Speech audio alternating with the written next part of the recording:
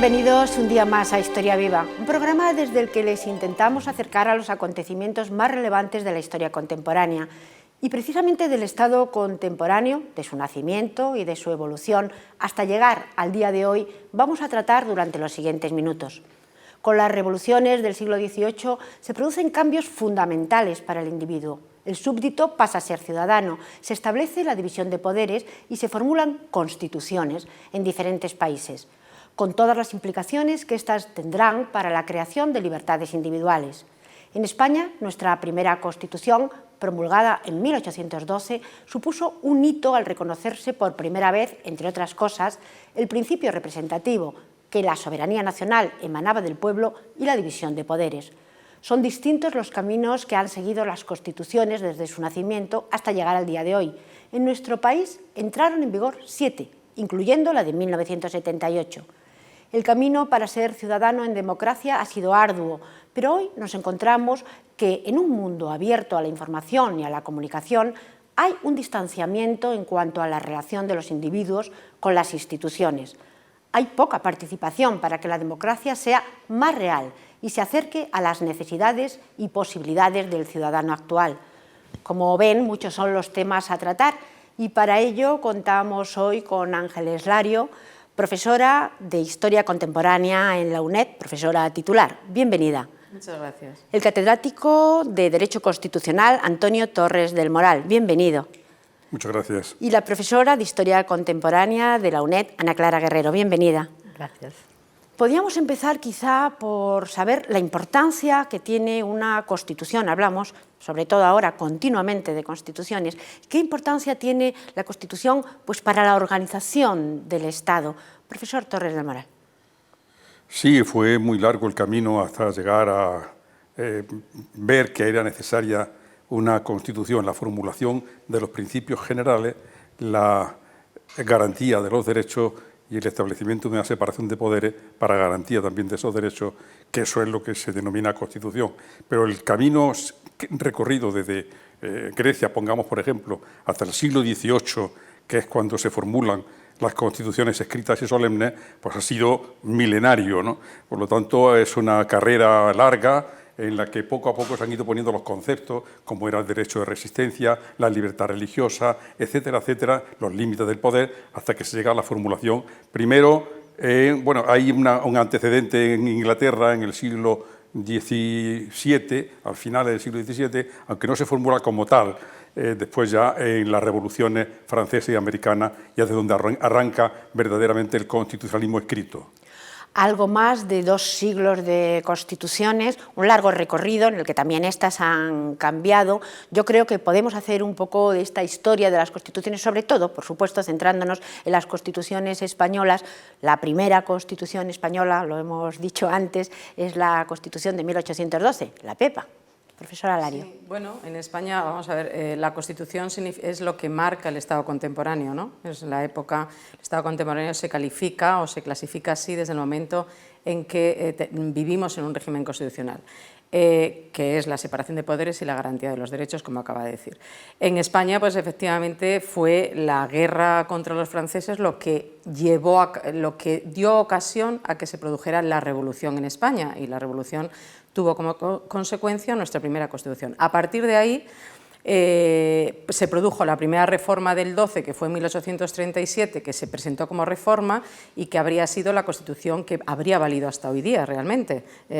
Pero, sin embargo, sucesivamente se fueron reformando, se fueron creando o proclamando nuevas constituciones según el interés de cada partido político, hasta llegar a la Constitución de la 1866, la Restauración, que fue la época más larga, y luego ya conocemos nuestro siglo XX, periodo de dictaduras, guerra civil y la Segunda República, y nuestra Constitución actual, que es también el segundo periodo, creo que es el segundo periodo más largo, ¿no?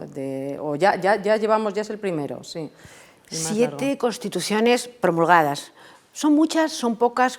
Me refiero con referencia a otros países, como puede ser Estados Unidos, Francia, Alemania. Profesor Torres del Moral. Son muchas en sentido absoluto, no debería haber nada más que una para siempre, aunque se reformara, ¿no?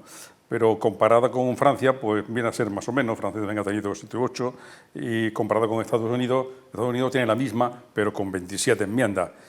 Bueno, 27 enmiendas tampoco son tantas en 2 siglos y pico, 2 siglos y cuarto, porque en Europa, por ejemplo, la Constitución alemana vigente, que es del año 49, ha tenido ya 60 reformas.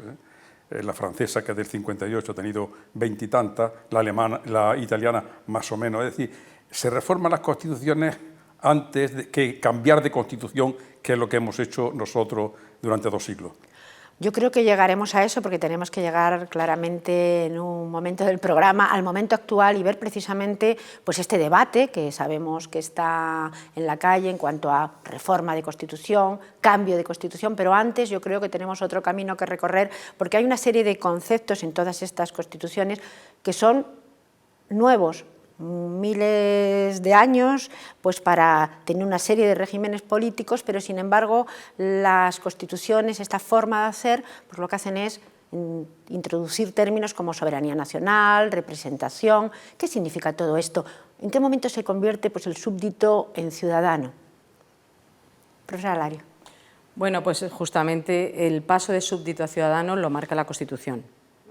Es decir, en cuanto se aprueba una Constitución, precisamente es para eso, para incorporar a los súbditos entonces al gobierno del país, ¿no? Por decirlo sencillamente. A partir de tener Constitución, los individuos tienen que empezar a preocuparse de conocer las reglas de juego, porque van a tener que jugar en ese juego continuamente, porque van a tener que, como mínimo, que es lo que sucede ahora, como mínimo, elegir quién nos gobierna. Para eso, hombre, como mínimo también hay que conocer cuáles son las instituciones, cuáles son los límites de los poderes, cuáles son las posibilidades de actuación, y entonces ahí, en ese momento, es cuando decimos que es absolutamente necesario que un ciudadano común conozca al menos las cosas básicas del sistema político y primero de todo los conceptos, manejarlos correctamente, entenderlos para poder utilizarlos también correctamente. Decía el profesor Torres del Moral que, por ejemplo, en la antigüedad pues, los ciudadanos se reunían pues, en una plaza y allí decidían, era algo asambleario. Este concepto de representación, que creo que se introduce también con las constituciones, ¿es también un concepto importante? Sí, el concepto de representación es relativamente reciente en la teoría política y en la antigüedad había más presencia activa de los ciudadanos en el ágora o en el foro para decidir las cosas más importantes.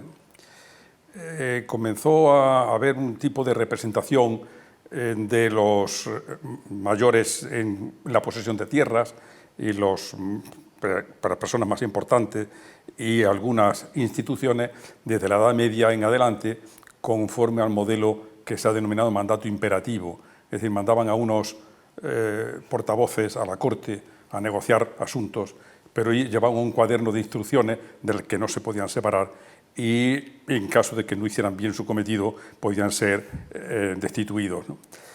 Se pasa a otro modelo distinto justo con la Revolución Francesa. Hay precedentes, al menos en la teoría, desde Locke en adelante, pero con la Revolución Francesa se pasa a un modelo distinto que es el mandato representativo, que es el que está vigente. Es decir, no hay ni cuaderno de instrucciones ni destitución. Cuando se elige a un diputado, a un senador, hacia un representante, se confía en él los negocios de la Corte, los negocios del condado, los negocios de la circunscripción electoral o los negocios de toda la nación, porque se representa a toda la nación y no a la circunscripción que lo ha elegido. Y ese es el modelo que está vigente, que tampoco está funcionando del todo bien. Hablaremos también de eso, pero, profesora Guerrero, un hombre, un voto, pero en realidad esto no ha sido así siempre, aunque se hablaba de sufragio universal, el sufragio universal cuando menos era restringido. Claro, no empieza inmediatamente, se va introduciendo poco a poco a la población en ese derecho de ciudadanía. Entonces, primero tenemos etapas de un sufragio restringido. Esa nación de la que hablaba el profesor Torres del Moral se considera que está compuesta por determinadas personas, que son los que tienen intereses y que son en realidad los que también se van a ver afectados por las decisiones que se toman. los propietarios, la gente que paga impuestos, la gente que tiene un determinado nivel de educación. Es lo que era sufragio restringido, que podía ser censitario, en función de la fortuna, capacitario, niveles de instrucción. A partir de un determinado momento, a veces de forma pacífica, el Reino Unido, con reformas legales, se va ampliando el número de personas que pueden participar, que pueden elegir, y en otros lugares pues de manera más revolucionaria, y poco a poco se va llegando a sufragio universal. Pero efectivamente, es lo que usted decía, el sufragio universal en principio, por poner solo un ejemplo, era masculino. Las mujeres se incorporan de forma más tardía, así que también ha habido en muchos momentos restricciones al sufragio universal. Hay que recordar que en España, por ejemplo, la mujer se incorpora a este sufragio ya entrado el siglo XX. Sí, pero tampoco es tan raro. Por ejemplo, en Francia, si no recuerdo mal, y el profesor de Morán me corregirá, creo que es en el año 44, 45. En Suiza, creo que yo he vivido, y no hace muchos años, algún cantón que dieron el voto a la mujer. Las primeras mujeres que votaron me parece que es en Estados Unidos, en el estado de Wyoming, a finales del 19, bastante a finales, así que tampoco es tan extraño. Con este recorrido de las constituciones, a veces bastante convulso, porque el siglo XIX español, bueno, habría que hacer un programa solamente dedicado a él, pero llegamos a la Constitución de 1978, la que ahora mismo está vigente.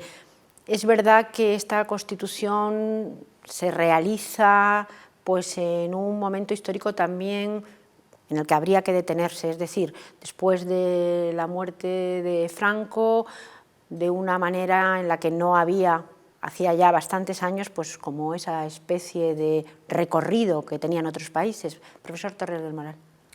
Sí, en efecto, la Constitución de 1978 es producto, en primer lugar, de unas circunstancias especiales, la salida de una dictadura con apoyo militar y el empeño de algunas fuerzas políticas, casi todas, pero no todas, de superar esa deriva militar del régimen franquista, no caer en los vicios del siglo XIX de hacer una constitución de media España contra otra media, se decía cada partido una constitución y un general para pronunciarla, ¿no?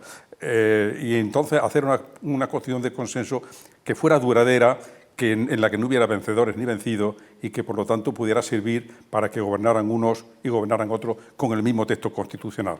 En ese sentido ha sido un éxito, pero es verdad que con las exigencias del consenso pues quedaron algunos asuntos no del todo bien regulados o quedaron en el aire para después regularlo por leyes orgánicas que algunas veces se han hecho y otras veces no. Todo también tiene relación, profesor Alario, ahora mismo con que la Constitución está un poco en boca de todos, está en todas las tertulias, pero también en la calle. No se sabe muy bien con los acontecimientos, hay distintos acontecimientos, podemos hablar pues, de la abdicación del rey Juan Carlos I, de la entronización de Felipe VI, de la autodeterminación en distintas autonomías en España, este movimiento que se está creando y desde luego se está hablando de reformar o no reformar, pero de cambiar de alguna manera la Constitución. Sí, es curioso porque yo tengo, digo yo porque estos son impresiones, ¿no? Que tampoco hay que comprobar, tengo la impresión de que estamos en una segunda etapa, claramente, ¿no?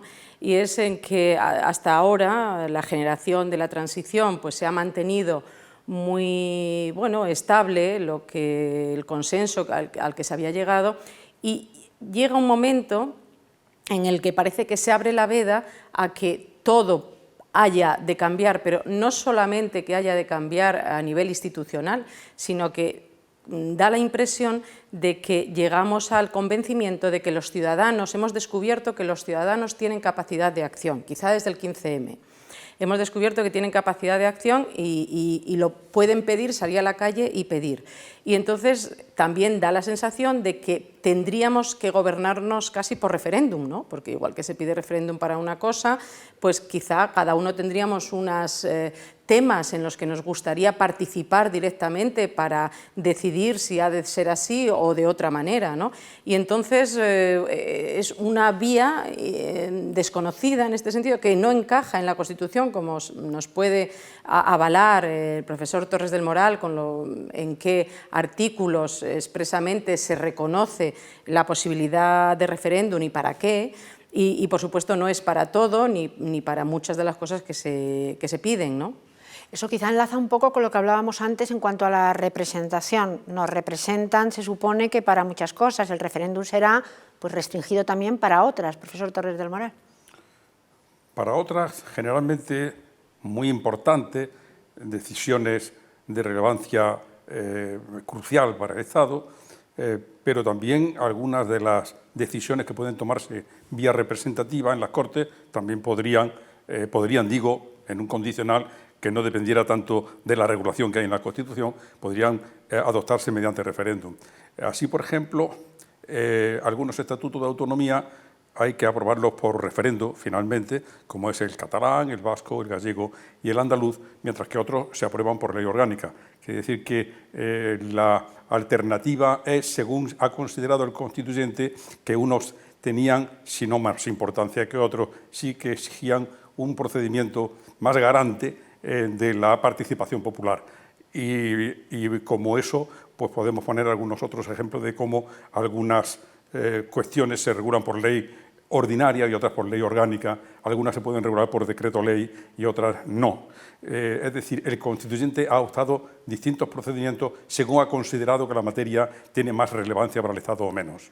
Pero, sin embargo, ahora mismo y en este momento he puesto sobre la mesa pues, estos dos temas, quizá los más importantes ahora mismo, pues el tema de la monarquía, lo que ha sucedido con la abdicación y con la sucesión, quizá natural, pero que eso nos tendríamos que detener, y por otro lado, en cuanto a la autodeterminación de algunas autonomías en España, en concreto ahora mismo Cataluña, probablemente también el País Vasco, esto cómo está introducido en la Constitución y, en todo caso, qué es verdaderamente lo que los españoles en general debemos saber.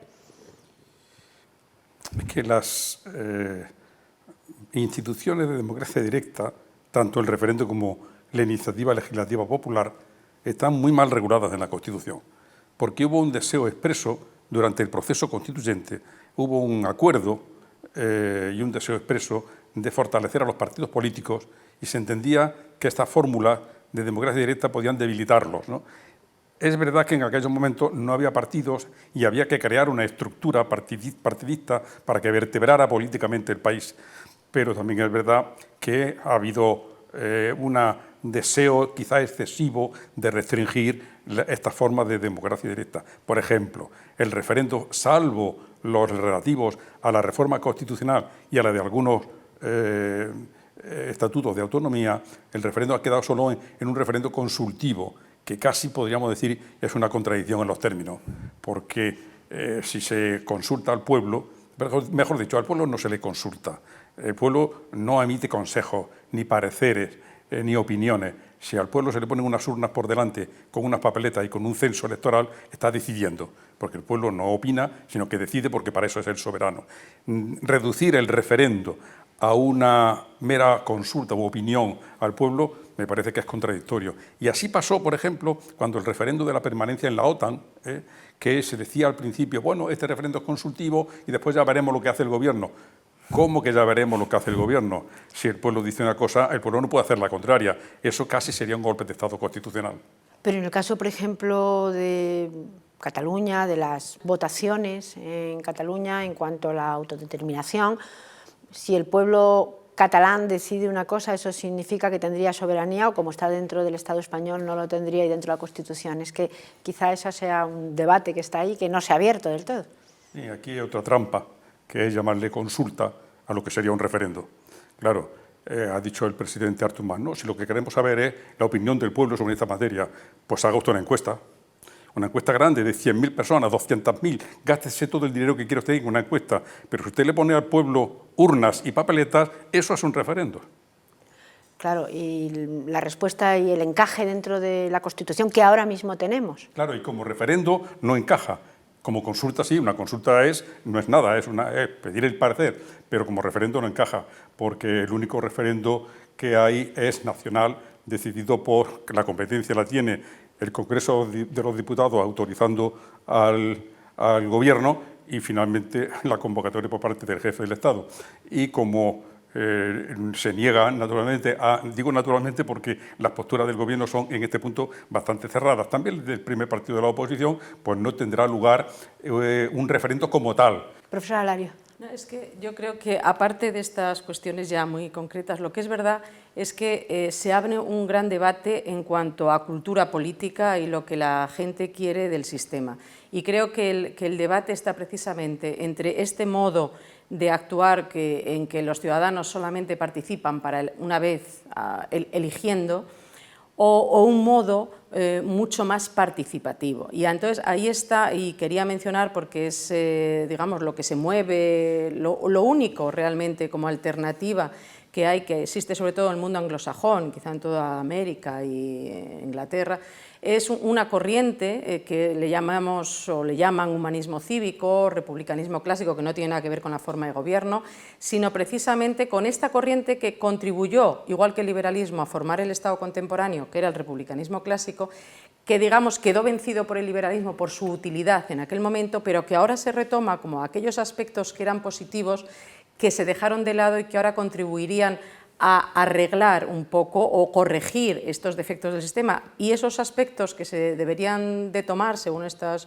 criterios pues son una mayor participación ciudadana, no solo en las elecciones, sino en varios aspectos de la vida, ¿no? Entre otras cosas en organizaciones, como ya hay tradición en el mundo anglosajón, organizaciones sociales. Esto quería preguntarle yo a la profesora Guerrero, porque precisamente supongo que los distintos sistemas electorales, las distintas maneras de organizarse, pues tendrán mucho que ver con lo que dice la profesora Alario.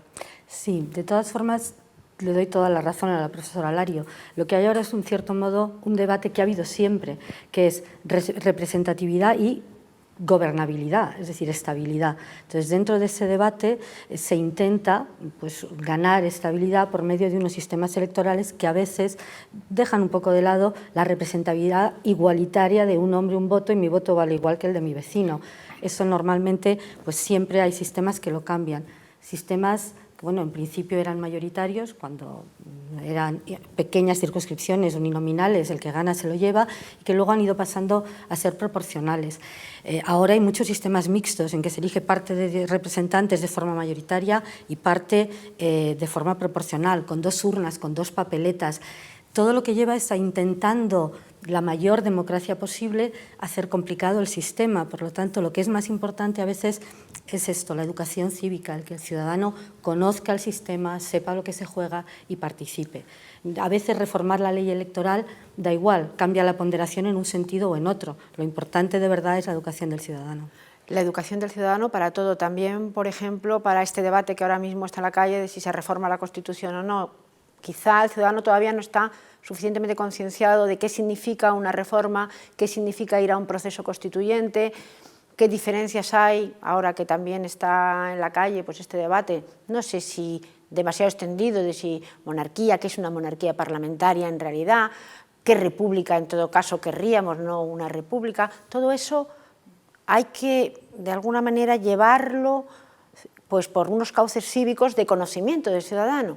Profesor Torrero del Moral. Sí, es una explosión que hay de una demanda de participación como réplica a 30 y tantos años de cierta pasividad en este aspecto, ¿no? Y cuando se abre una espita de gas, se escapa todo él y ahora ya se escapa a borbotones y se pide participación para todo y con cierta lógica además, ¿no? Porque el ciudadano se siente responsable y se siente partícipe de la suerte común. Por ejemplo, ya se pide reforma de la ley electoral, se pide reforma o al menos un referendo para decidir la forma política del Estado o la forma política de la jefatura del Estado, se pide referendo para reformar o eliminar el Senado, se pide referendo para ver la suerte de diversos estatutos de autonomía y así sucesivamente. Pero es lógico que después de 30 y tantos años de democracia representativa pasiva, podríamos decir, haya ahora una demanda explosiva casi de democracia participativa activa, ¿no? Y así nos encontramos ahora mismo con dos posiciones claramente enfrentadas. Los partidos instalados, son los dos partidos, digamos, gubernamentales, pues son reacios a ceder a esta demanda tan insistente y tan intensa de democracia participativa. Decía la profesora Larios precisamente que ahora parece que se está empezando a mover y también en generaciones más jóvenes, bueno, pues que no han vivido ciertas etapas de la historia y que ahora lo que quieren precisamente es estar ahí y participar de lo que ocurre. ¿Hasta qué punto, profesora Larios? Bueno, yo en algo que ha preguntado me resulta interesante destacar, insistir en esta parte de la necesidad de conocimiento. Por ejemplo, en el caso del debate monarquía o república, que es perfectamente, que es viable, perfecto que exista, pero claro, lo que no existe en términos generales y debería existir por encima de todo y en primer lugar es conocer exactamente por qué, qué virtualidad tiene la monarquía parlamentaria para haberse mantenido desde la Revolución y en qué nos interesa o nos pueda interesar. Y que si queremos república, ¿qué república queremos? Porque querer república no es decir nada. Hay repúblicas que son, bueno, las repúblicas islámicas, repúblicas totalmente personalistas, repúblicas que no son ni liberales ni demócratas. Y la monarquía parlamentaria se diseñó precisamente para aplicar la Constitución con una monarquía. ¿Por qué una monarquía? Bueno, no vamos a remontar a Benjamin Constant y todo esto, pero sí que es interesante y necesario aprender a pensar en monarquía parlamentaria, que no es lo mismo que monarquía absoluta y que no tiene los conceptos de la monarquía absoluta. En todo caso, ya para terminar, nos decía la profesora Larios, aprender a pensar y también intentar, pues, en estos movimientos que son pues totalmente claros y totalmente que hay que seguir con ellos, pero sin embargo hay que seguir también educando un poco, profesor. Sí, sin duda, hace falta educación cívica. Aprovecho la pregunta para lamentarme la mala suerte que ha tenido esa asignatura en el bachillerato de educación para la ciudadanía, que tan necesaria es y que, sin embargo, por unos problemas de desavenencias entre los principales partidos políticos no llega a cuajar nunca, porque hace falta, para participar, hace falta estar concienciado y hace falta conocer al menos los principales resortes del sistema, aunque sea para discutirlo, pero para eso hace falta conocerlos. Y profesora Guerrero, hemos dicho un hombre, un voto, hemos dicho también que cada 4 años un voto, sin embargo no es cada 4 años, hay que estar en esos 4 años de alguna manera como ciudadano. Claro, eso es lo que es más importante. Ahí efectivamente es donde creo que sí que se puede avanzar, ¿no? El que el ciudadano se sienta representado. Quizá la reforma tiene que venir desde los propios partidos políticos, hay iniciativas, la realización de primarias, es decir, bueno, no solo es el votar cada 4 años, sino el hacer oír tu voz de otras muchas maneras a lo largo del tiempo. Sí, yo a este respecto quiero llamar la atención muy brevemente sobre que para que la ciudadanía se sienta representada no es suficiente, ni quizá lo más importante, una ley electoral matemáticamente perfecta, sino un buen funcionamiento de las instituciones, de tal manera que el ciudadano se vea, se sienta representado por la misma, porque vea que sus demandas tienen respuesta institucional. Eso, por ejemplo, unos buenos reglamentos parlamentarios son quizá más necesarios que una ley electoral. Sería la autoridad, ¿no? Frente a, no solo poder, sino confianza entre los gobernados, ¿no? Pues muchísimas gracias a los tres por habernos acompañado en este programa y durante estos minutos. Gracias. Gracias.